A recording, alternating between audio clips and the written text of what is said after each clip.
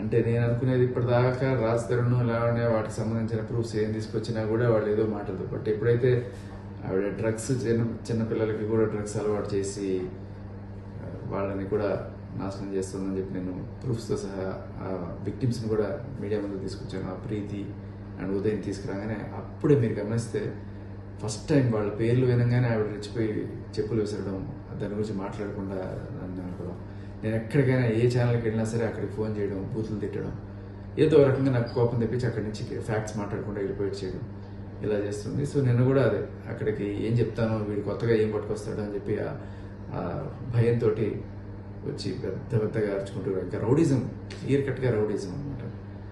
ఆయన కూడా దిలీప్ శంకర్ ఆయన డైరెక్ట్గా లైవ్లోనే రౌడిజం చేస్తున్నాడు, పచ్చి బూతులు తిడుతున్నాడు, ఫ్యామిలీని తిడుతున్నాడు.